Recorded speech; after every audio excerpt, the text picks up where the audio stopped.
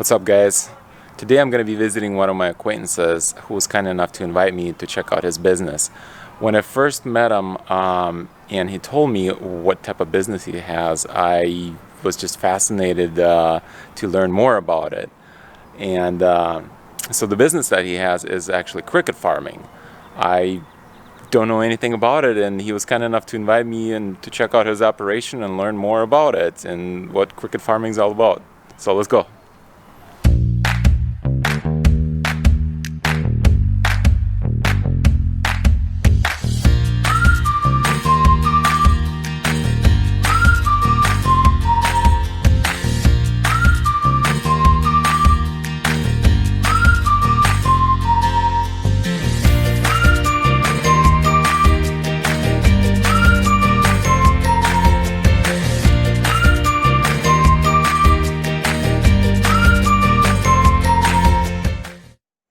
So I'm sitting together with Chad and Claire.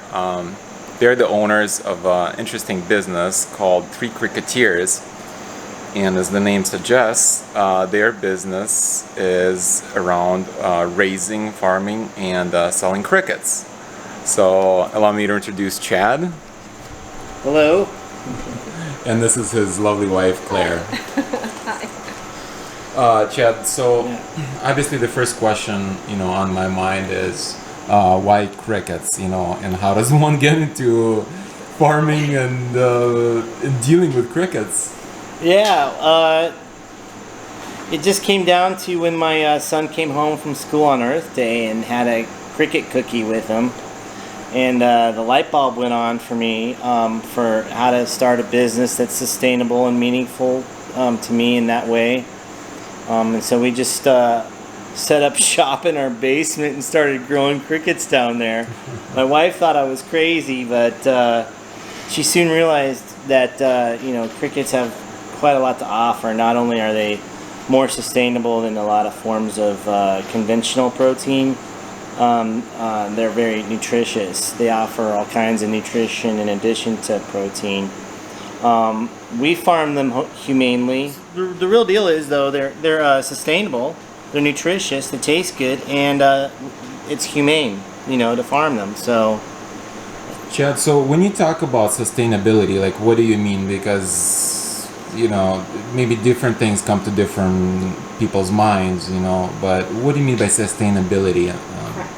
For sure.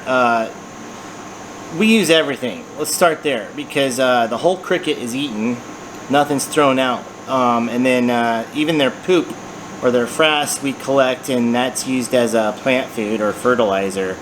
A really cool thing about cricket frass is that it kind of tricks the plant into thinking that it's under attack by insects, so it stimulates the immune system in the plant, and it also helps it to be really hardy and yield more produce. So it's a great plant food or fertilizer. Now to the cricket itself, it's probably by weight. I forget the percentage. I think it's like 60% protein or something like that. And it also has B12. It's a probiotic, so it helps with the digestion and our bodies. It's a complete protein, all essential amino acids that we need. It's got calcium, it's got iron. It really has a lot of nutrition to it, not just protein. Fiber even, there aren't very many forms of protein out there that have fiber. So nutritionally speaking, crickets are awesome. They only take a month to raise from egg to harvest.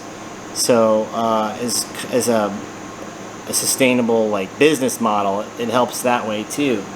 But yeah, on that topic of sustainability, crickets take about 2,000 times less water than cattle to produce the same amount of protein. The amount of land that crickets require to produce the same amount of protein is extremely less. Feed, it's much less. We feed our crickets organic chicken feed at the moment, and well, it's pretty much all organic, just organic feed and water. But The crickets require much less feed than other forms of protein, and then greenhouse gases. They virtually produce no greenhouse gases, and it's funny because you can cut this out, but I'm going to go ahead and tell you the long story of how I got into this, because it's not just Let's that. hear it. All right, well, you know, you might think it's kind of weird to just start a business, growing crickets because your kid comes home with a cookie, right? Well, sustainability and the environment is something I've been, interested in for quite a long time, since early childhood. And then I went to law school at Vermont Law School, got a JD and a master's in the study of environmental law. I was going to try and do something for the environment through legislation, regulation, litigation, whatever, and I did for a little bit. But then, when this cricket cookie thing happened, I was like, wow, I can actually be an entrepreneur, like I'd always wanted to be, and combine my interest in business with my interest in law and the environment, and have a profitable business that is sustainable and meaningful to me and helps people to get the nutrition they need. I mean, it's really cool. It's very fulfilling for me to have this business, because it's kind of accomplishing a lot of the goals that I have for what I want to do with my life, and I feel very lucky to be able to do it.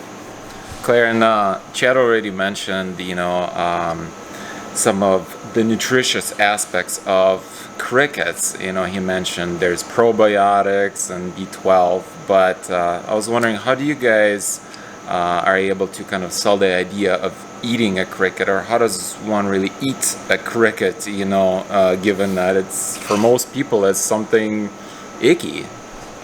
80% of the world already eat some form of bug as protein right now, and we're kind of catching up again. We've never had to really in this country, and I think that it's we mill it into a powder. So we mill the crickets, dehydrate them, mill them, and so you can really add it into any baked good. You can add it into a smoothie, so you really don't even know it's there. You don't see it.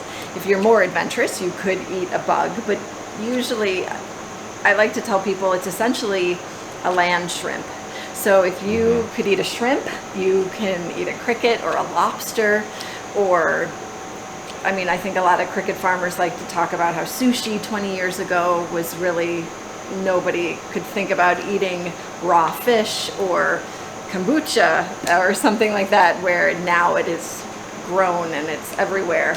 So I think it just is going to take a little bit of education, which we're doing, and people really are getting excited about it. Claire, you bring up a good point. When you said it's a land shrimp, a light bulb went off in my head, because what is a shrimp or a lobster?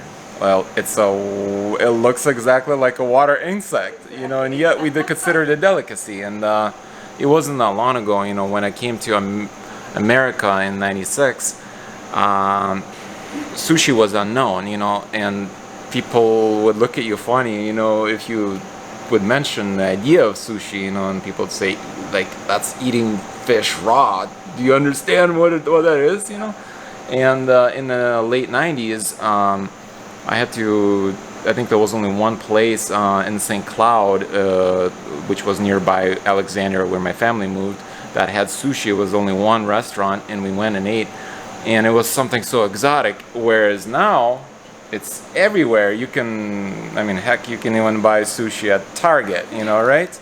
So every grocery store, or both of you guys mentioned the idea of kombucha. Before, kombucha was unheard of. And kombucha itself, now it is being sold in stores, and there is shelves and shelves of it, of the refrigerated section that have many different brands, as well as there's other probiotic drinks like Kavita and so on. But many people don't know what actually those things are, and they are essentially, it's written on there, it's fermented, but kombucha, it actually comes from Tibet originally. And that's because over in Tibet, in the Himalayas, they didn't have enough nutrition to, for that they could actually eat to sustain themselves. And kombucha, it looks like this kind of jellyfish mushroom that floats in a tea with sugar water that you put in, this sweet tea, and as it eats this organism, as I mentioned, which looks completely alien out of this world, looks like a placenta, it eats the sugars and produces the amino acids, the probiotics that are very nutritional and that are very good for our health. And there's been stories of people curing very terminal diseases, just many different illnesses, kind of with kombucha. So I think there is this kind of cultural shift right now that's going on with people turning towards health-oriented foods. People are turning more towards healthy way of living, and people don't want to go for the normal sources of protein, which perhaps 20 years ago was a McDonald's hamburger. So now comes the most interesting part. Claire and Chad are actually going to show me around their cricket farm.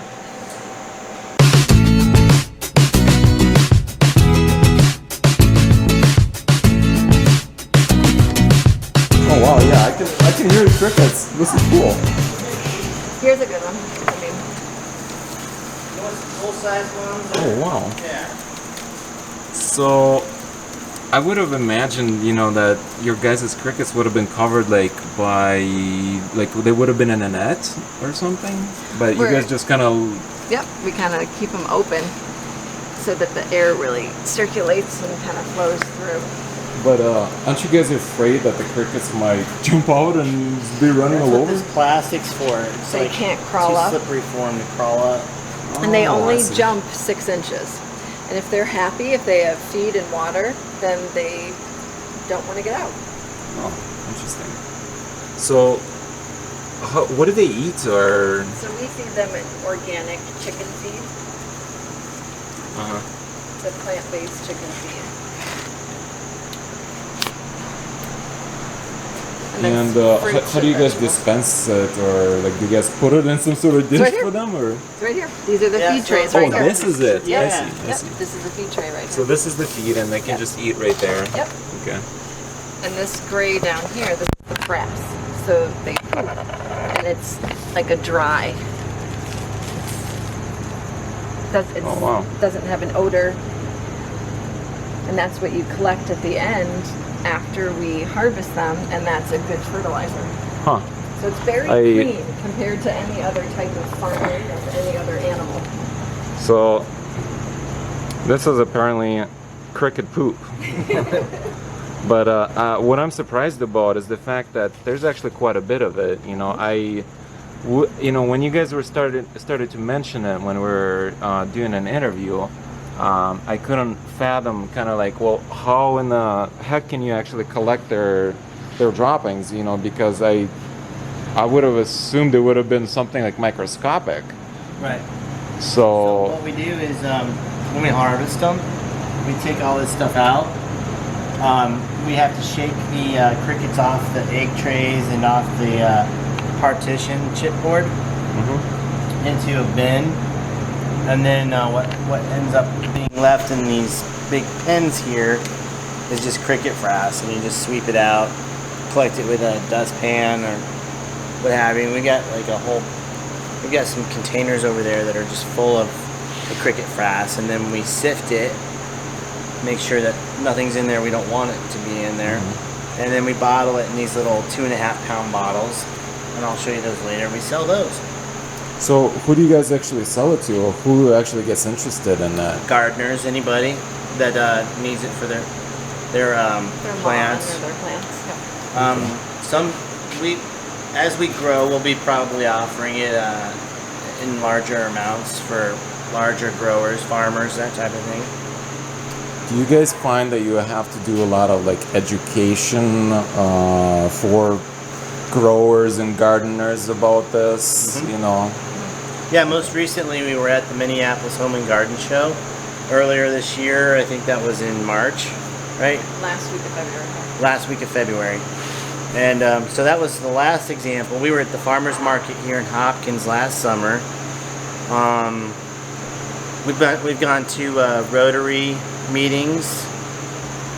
So yeah, we just try to get out there and talk to as many people as possible about what we do to help them understand not only how we do it, that it's okay to eat them, but also the benefits, sustainability and nutrition wise. Wow. The female has an ovipositor out the back, and only the male crickets chirp.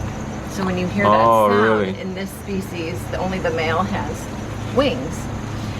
And so some of these are too young yet to have their ovipositors in their wings. But Do you guys know how do they actually make the sound? Is it something like with the rubbing Yep. against the wings? Yep. Huh.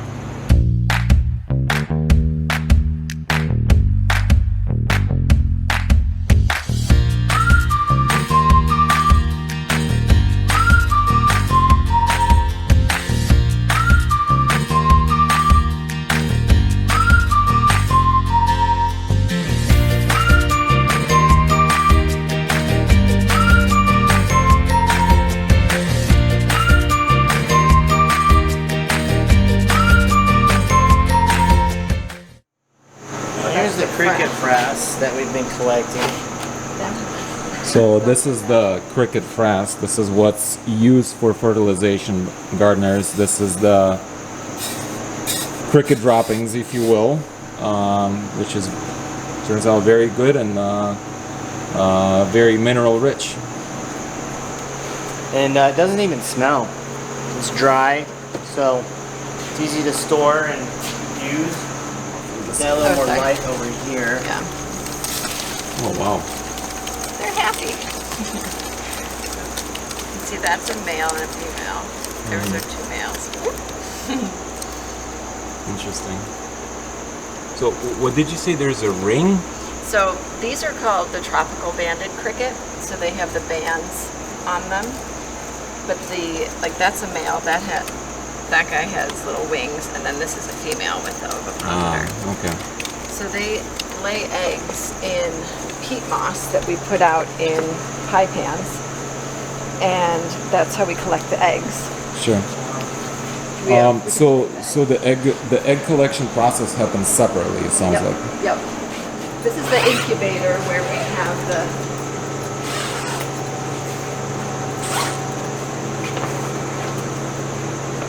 So right now we're in the incubator. This is where all the eggs actually go, and I must say it's on the warmer side and fairly humid in here.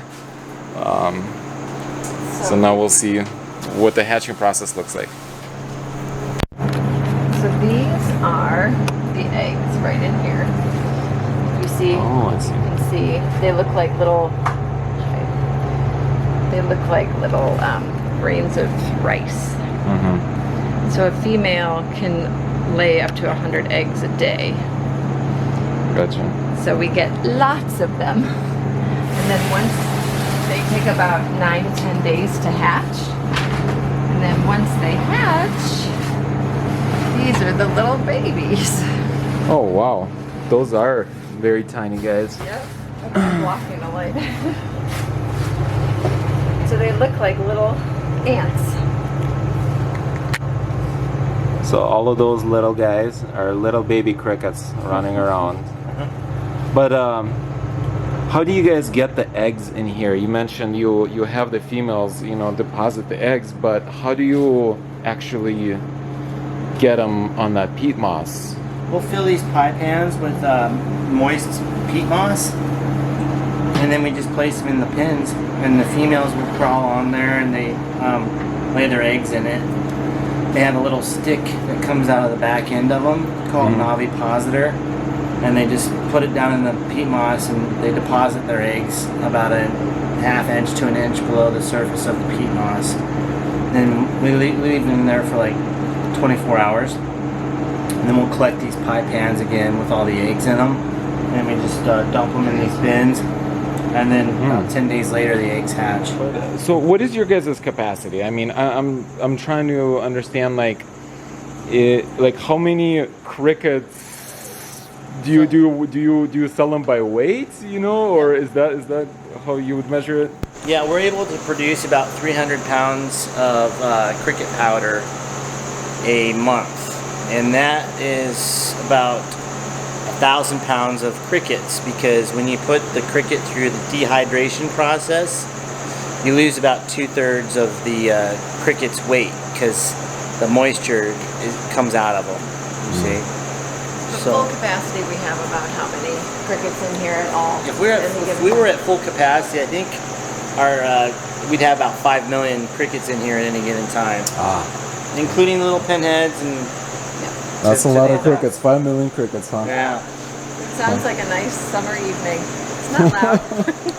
You know, one thing we haven't mentioned yet so far is that when we harvest our crickets, it's humane compared to other kinds of farming of animals and stuff. Because what we do is we'll put the crickets into a bin like this, okay? Like clean egg flats. And we put them down in there, and the crickets, they crawl up on that, okay? And then we shake them off in a new bin that's completely sterilized, okay? So none of the cricket poop or frass or any of that stuff ever gets into the clean bin, and no dead crickets get in there either. So it's just live, clean crickets. And then we put them into one of these freezers over here, and they think it's winter. So you're saying you freeze the crickets, and that's okay. So they go into hibernation, I think around 50 degrees Fahrenheit or something like that. So after like an hour, they fall asleep, and then we transfer them into another freezer that reduces their temperature even more quickly, and that gets them to be frozen. And then we'll show you what we do in the kitchen next. Is that? So now Chad and Claire were kind enough to show me the kitchen, and this is Claire. How would you say this is commercial size kitchen for cooking commercial size batches? Yep. That's exactly Okay. Right. So in here we take the frozen crickets and we rinse them a few times actually, and then we boil them, which cooks them internally. And that would just kill off anything. Actually, crickets cannot pass any pathogens to humans, anything that they have. After that, we then dehydrate them, and we either flavor them whole or we mill them into a powder. Gotcha. So these are a few of our different spices for testing. We work can you with. say it again? So Claire, this is flavored crickets? Yep, so we work with Chef Gustavo Romero from Travail, and he actually is opening his own restaurant, Nixa, and he's helped us. He's been eating crickets his whole life, different bugs in Mexico, and he's helped us with a bunch of different spices and different flavorings for the crickets. Sure. Yeah. Sure. So these are. So how will these crickets be eaten? These ones are fried essentially, can be eaten like a snack, Yeah, correct? so these are just flavored with Mexican spices and different flavorings. And it's really easy just to kind of put them in the oven after they're dehydrated with whatever spice you want to add.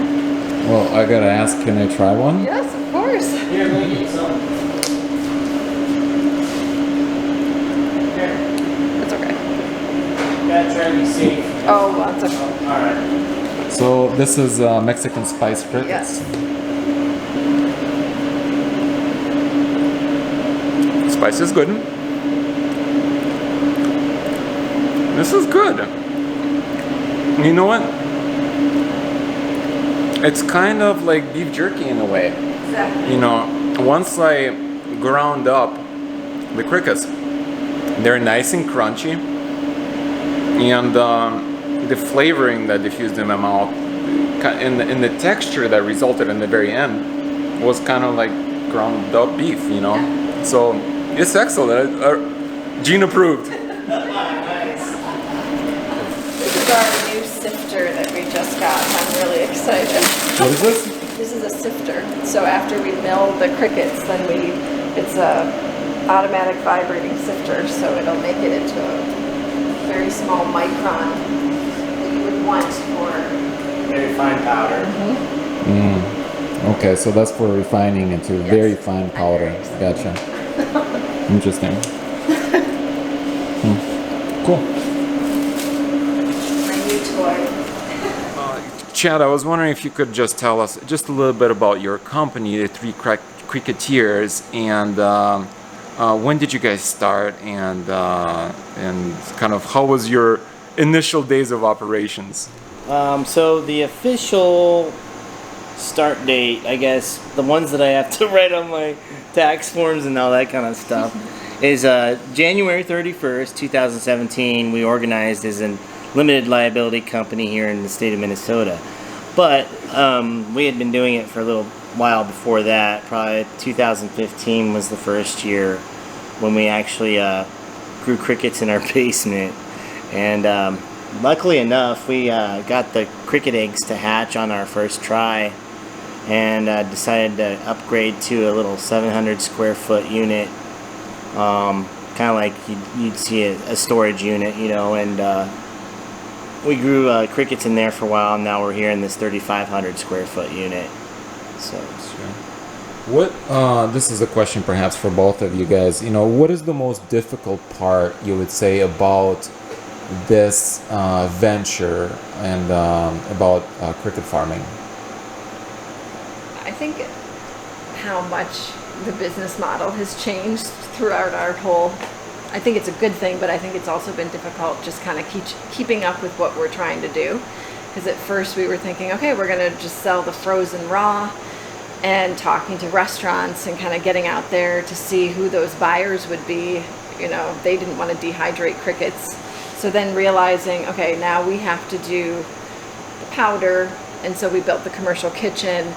And then that kind of opened up a door to a lot of other things, like doing other products and then selling the cricket powder ourselves.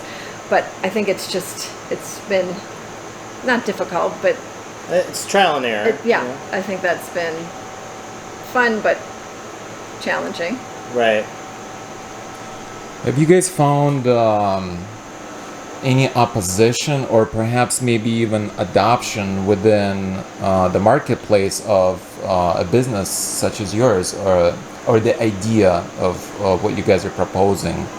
More or less, you know, how receptive is the idea when you guys go to and chat with potential clients?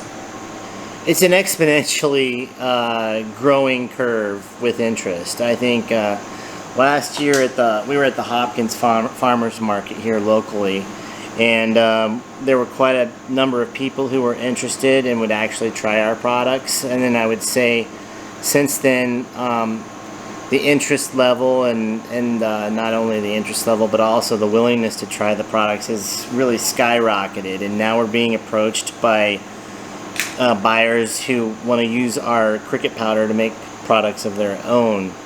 And so one of the interesting things we're facing now is kind of how we will approach as a wholesaler of cricket powder this kind of market, and the different types of markets we'll sell to, and then also on a global scale. You know, it's an interesting business challenge to try to figure out with our farm how we're going to be able to do this economically. I guess the last main question I have for you guys is, if somebody wants to try this stuff out, you know, and wants to perhaps get some cricket powder that they can use in their protein shake, or maybe cook some cookies with it or eat, what do you recommend? One, where do you get it, and maybe what form would you recommend for somebody to try it in, you know, or maybe a recipe, or where does one go next, you know? We have our website's 3cricketeers.com, and we have our shop on there. And if you just want to try it, I would just try the powder first, and you could add it to chocolate chip cookies, and we have recipes up on our site. You could put it in your morning smoothie. You can put it in banana bread. You can really add it into any baked good. If you're more adventurous, then you can kind of go to the next step, which would be the whole bug, which, you know, people eat like popcorn. It's like a bar snack. So I would say powder. Yeah, so as you guys saw, you know, I had the opportunity to try cricket, Mexican style. It was actually very good. It was surprisingly tasty. As Claire suggested earlier in the video, if one perhaps was more on the cautious side, you know, perhaps a powdered form would be more suitable. And for those who are interested in it, I'm gonna post a link down below in the YouTube comments, so you're welcome to check them out, and I strongly encourage you to support them. Again, I wanted to take a moment to thank them for their time, you know, for showing me their operation and spending time with me, you know, to do this interesting interview.